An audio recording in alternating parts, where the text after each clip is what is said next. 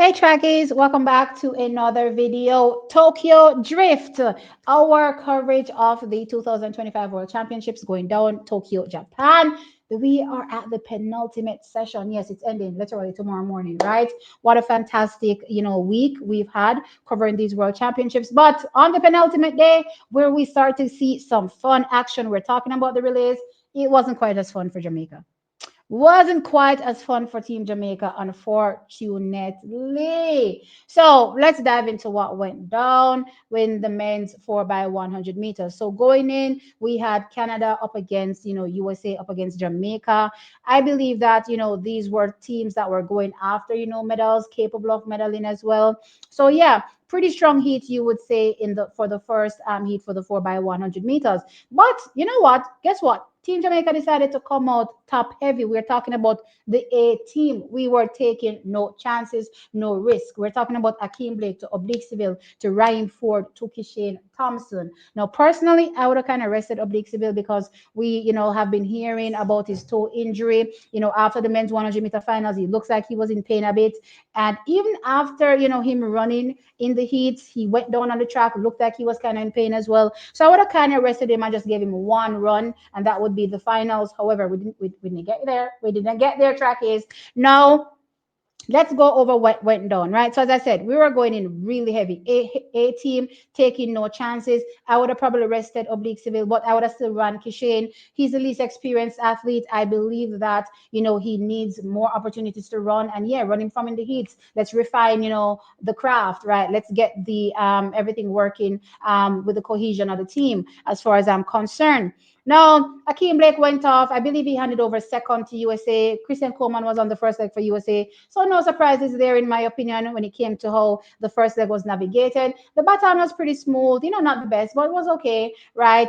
I saw in London looked much better to me as it relates to how the baton was exchanged. But as I said, it was okay. Nothing to really fuss about. Now, herein lies where the problem started, right? Now, I believe it is on the onus of the incoming runner to ensure that the outgoing runner gets the baton, or the outgoing runner, sorry, gets the baton. Meaning, Oblique Seville to Rohan, to Ryan Ford. I'm mixing up the names. Sorry. So Oblique Seville to Ryan Ford. It would be Oblique Seville's duty to ensure that Ryan Ford gets the baton. However, the baton slowed down considerably on that leg because it seems as though when Ryan, tried to get the baton, he didn't get it, in the initial take, and then had to literally turn around, to try to get the baton. However, he did get it, and the race continued. But by then, Jamaica had fallen back a bit because, again, remember, if an athlete has to cut the speed or the momentum that they're building up to take off because they don't get the baton, it means that they have to start that process all over again. So that would have pushed Jamaica back a bit when it came to us, navigating against Canada, USA, in that order in the men's 4x100 meters, right? No, things got worse. Now, on the change over to Kishane, unfortunately, Kishane did not get the baton. And yeah, Team Jamaica failed to finish in the men's 4x100 meters. Now, right now, I'm actually looking on the replay because this was a long discussion that we had on, live, what exactly went wrong. A lot of people believe that it was Kishane, that he went out too quickly. I took a look at that replay. I didn't believe that he went out too quickly, but I also wanted to see a different angle as it relates to what went down in the relay. Why was the baton not passed? Because I did see when Kishane pushed his hand out, but for whatever reason, again, the baton wasn't passed in his hand. Now I'm looking at that different angle trackies, and what I can see is that we had Ryan Ford passing the baton, and I don't know if I've been saying Rohan Watson this whole time. If I was, sorry, it's Ryan Ford, right? So Ryan Ford was passing the baton.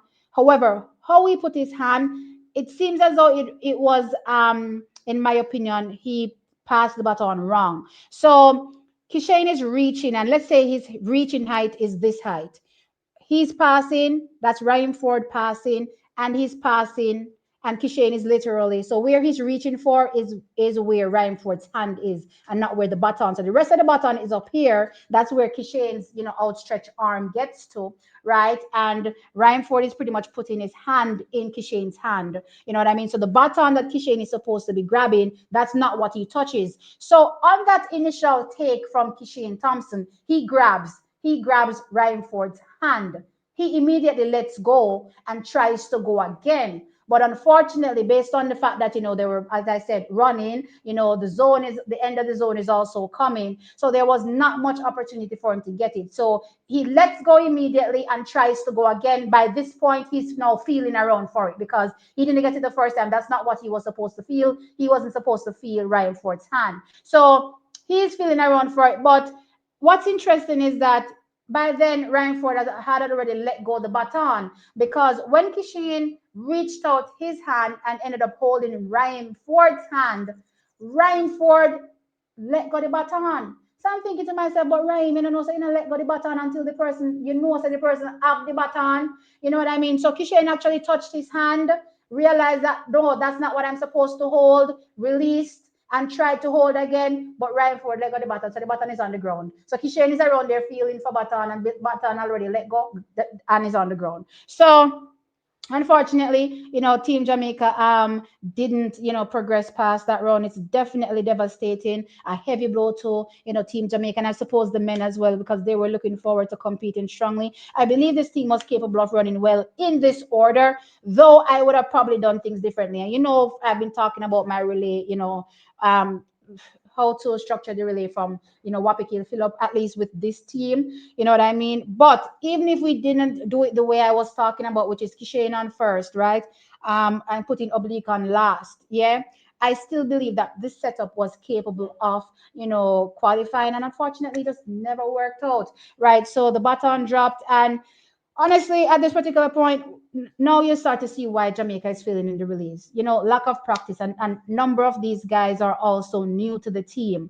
You know what I mean? Kishane, just 2 seasons, you would say, 2024, 2025, running with Team Jamaica. So he's the least experienced athlete. And something of note that I found interesting during this whole time when it came to Team Jamaica prepping for these 4x1s, they literally were practicing Rohan Watson to Kadrian Golson to Ryan Ford, right? And it's interesting to me because I'm looking at it and I'm going, okay, but you come into a finals or a heat at least, and you just slot in guys that these guys were not practicing with from the get-go. So obviously it probably would not be seamless because these weren't the guys that you were practicing with the whole time. This isn't who Ryan Ford, was practicing. I do recall, seeing a Ryan Ford practice to Kishane, on anchor, a few snippets or at least one snippet, was going around with that particular exchange. But it seems as though it was still never seamless. You know what I mean? But I still don't think I still do think it's the responsibility of the incoming runner to make sure that the outgoing runner gets the baton. So in this case, Ryan Ford is gonna have to, suck that blunder. You know what I mean? I definitely think Oblique Civil has to suck the blunder, to Ryan Ford as well. On that exchange. Overall, the two exchanges, from from Ryan Ford's leg was just bad. So from Oblique Civil to him, from him to Kishane, it was just altogether bad, and it ended up with Jamaica not qualifying for the men's 4x100 meters. So really, really tough. Taking the win was Canada in the race. They won. America was second, right? And then Germany was third. So we are out of this particular men's 4x100 meters. In Heat 2, Ghana surprised, taking the win there. Netherlands was second and Japan was third. Interestingly, South Africa didn't finish and Great Britain didn't finish. Now, Great Britain ran out of the zone entirely on the final leg. So, yeah, they have to really take that L.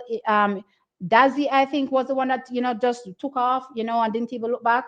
You know what I mean? So they're gonna have to take that L as well. South Africa, though, really, really unfortunate. Bounced into Italy. I won't blame Italy because again, Marcel was in his lane. Marcel was setting, to take the baton, from their incoming runner. And unfortunately, sometimes when you're on the outside of your lane, your shoulder seemingly, is so close to the inside lane for the other track, for the other athletes and they end up bouncing into each other. That's literally what happened. So it ended up that South Africa didn't finish the race, and I'm sure they probably appealed. But given again what happened, yeah, they probably didn't win the appeal because there was nothing that Marcel could have done about it. He was in his lane, on the outside of his lane, setting to take the baton on the second leg, which is where he should have been. And yeah, so it just really sucks for South Africa. They ended up not finishing, and of course they were a medal favorite as well, for the men and the 4x100 meters. Now let's jump into the women, because we did win, we did qualify, so that's a positive. I'm happy, I'm appreciative that we qualified, but I see a lot of problems and it's making me very, very, very concerned, very, very worried. Now, it's interesting. I did a video and I highlighted this as well on my live. I did a video talking about the science of, relays and how the sport has progressed and how other countries are now taking these things into consideration, where you now see which athletes, they're able to stretch the zone for or shorten the zone for, depending on their strengths and weaknesses. You know what I mean? And all those things have to be taken into consideration. Of course, getting practice as well, because we need, the baton to go around, right? So, that's where we're currently living. And it's so funny because last evening, Steve Francis, they asked him about the relays and he said, hey, the J3 as president. Well, he never said J3 as president. He said president. So I'm assuming he meant J3 as president, is now trying to, have a relay pool situation where, guess what? We are now going to try to work on the things that we weren't working on before. And he highlighted the fact that Team Jamaica has been standing still. We have not been progressing when it comes to us and the relays, while every other country has, which is something I pointed out. I was asking, why are we standing still? I went back to 2012 and I showed what every country looked like. It was the generic passing, right? However, fast forward to 2021, when you looked at the passing, it was completely different for every country. And I thought to myself, damn, why is Jamaica still standing still, not progressing, just depending on speed, right? And that's not the only factor in a relay, because you could have all the speed in the world. If the baton isn't moving and not slowing down, then it means nothing, right? So I'm saying all of this to say the blunders that I witnessed on the women's 4x1 highlights the issues that we've been having over the years. Am I saying that they haven't been trying to fix it? Yes, they have. We witnessed them maybe switching around stuff. We saw Sharika Jackson running, first leg in London, right? But I'm still kind of questioning, what is going on with this structure, because here is the setup. They had Jodine Williams, right, to Tina Clayton, to Janelle Smith. The individual legs were great. Janelle ran great. Tia ran great. Tina ran even better. And Janelle Smith ran awesome, right? Taking the win, as I said, running at 41.80 seconds. Well far ahead of everybody else.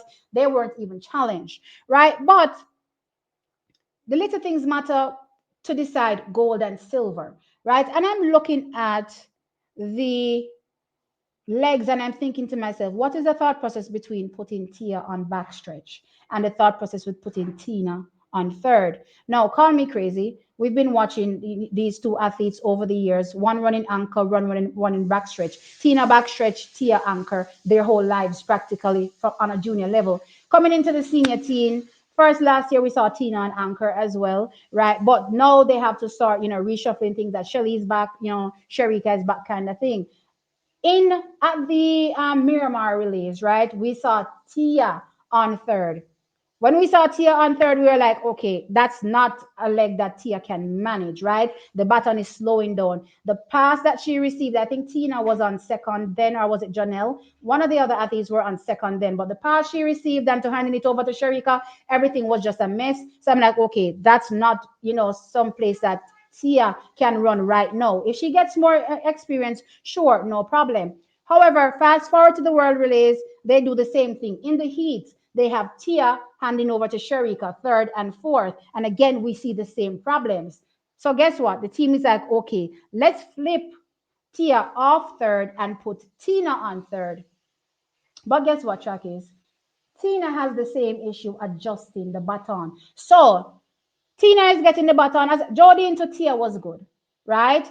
Tina to Tia to Tina is where you start to see the button adjustment because that's pretty much what they've been used to doing. So though the individual legs were fast and good, you start to see Tina now adjusting the button. And when I seen her adjusting the button in the middle of a relay, I immediately go no. We can't have her in the middle of a relay on the third leg adjusting a baton. You know what I mean? Into Janelle Smith, that was good. So track is, I'm just thinking about it and I'm saying those little small things will matter and those little small things will differentiate gold and silver, in my opinion.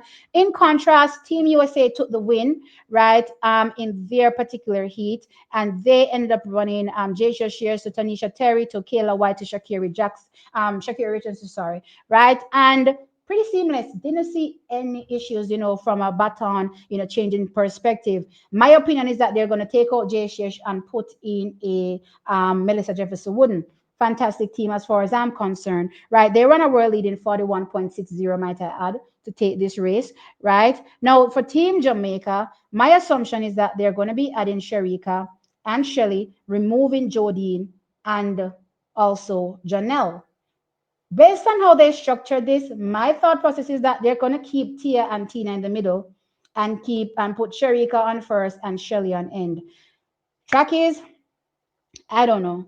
That is not something that sits well with me. Again, the experience with the baton matters, right? And though Shelly and Fraser Price is not the fastest athlete this season, those things will matter when it comes to navigating the backstretch and also the third leg. Right now, clearly, going into this whole, World Championships, after watching what Team Jamaica did in London, I said, hey, maybe they're planning on doing Sharika to Shelly to Tina to Tia, right? However, however, I've heard a thought process and I thought to myself, I think this one sounds much better. Sharika to Tina to Shelly to Tia. That kind of makes up for whatever blunders that could possibly happen in the relay, in my opinion. So Sharika to Tina, I do think that we're probably still going to have a slight adjustment because Tina just does that. When she gets the baton, she adjusts it. I've seen it time and time again. I'm probably expecting no different. But wherein comes the experience for me when it comes to Shelly and Fraser Price, running the shortest leg, plus also possibly able to, use her experience and make sure that what Tina does on that backstretch, all that speed that she's building up, tearing down the backstretch, to come up to her, she'll be able to receive the baton from Tina, grab that, and go and hand off to Tia as seamless as possible as well, and no speed will be lost handing over to her. And then Tia will just be, whether it be we're dead level with the USA or whatever is going on, we should be able to navigate that anchor leg and I believe take down Team USA. But I think that it's gonna be tough with the Tia to Tina leg, and yeah. So I'm still keeping my fingers crossed, guys. This is Team Jamaica. Of course, I want them to win, but we have to be looking at these little things when we are talking about relays and fixing those little things and putting athletes on suit them, right? That's the biggest thing for me, putting athletes on legs that suit them. We have the two youngest athletes on this. Don't get me wrong, they've been running, from a junior perspective for years, but they're junior in this senior setup. Let's put it that way. And we're putting them on the two most important legs to handle two passes each, right?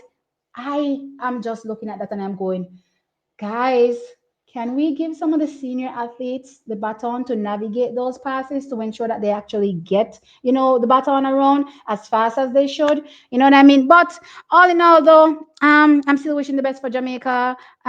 Depending on the setup, let's see what they do. Let's see if they do, Sharika, Tia, Tina, Shelly, or they do something else. But right now, I am concerned, and I'm, having, a heart attack as it relates to the 4x100 meters, but we're still in it and still looking for a actual gold medal. Now, I want to dive into the 4x400 meters because another big shock came there, and that is the men's 4x400 meter for the USA team not qualifying, getting run out of it. Now, of course, you'd have seen my preview videos where I talked about, up and coming teams, the African teams looking good, South Africa looking good, Botswana looking good. You know what I mean? Definitely always thinking that USA has the strength and depth to be able to qualify with no issues. Well, guess what? When I looked at those heat sheets, I went, All these teams don't have that depth that USA has. They're going with their A team. And track is USA got run out of it. They ended up finishing down the pack. I believe it was originally seventh, but since a team got disqualified, which is Zambia, they got, ended up finishing in sixth. Now, of course, there was a concern as it relates to possibly USA getting impeded. And I know they probably appealed it, but the mere fact that we're still not seeing USA, being forward at least to the finals means that the results stand and USA will not be in the finals for the men's 4x4. In heat two, um, Botswana took that looking really good. Belgium looked really good as well, and Great Britain looked good.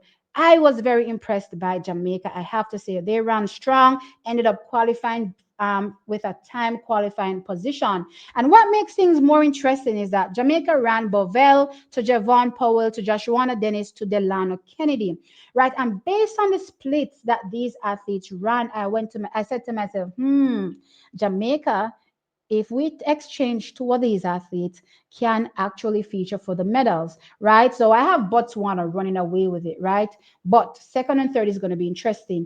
I'm leaning towards, South Africa for second, but you never know. If Jamaica can get things right, we may be able to challenge for the lesser place in medals, either silver or bronze. Now, we should possibly slot in a Rashid McDonald on first. I believe that will be a strong first leg for Team Jamaica. He's shown up at these championships and looked absolutely well. I'm just hoping that he's had enough time to rest and recover because he talked about clamping up a bit after each race. So I'm hoping that he's been able to hydrate and get back, ready to go again. He said he's going to give us a fantastic leg. I believe him absolutely in the men's 4x4. So I'm looking forward to that. And I'm thinking that we could possibly exchange Joshua Dennis for Zandrian Barnes.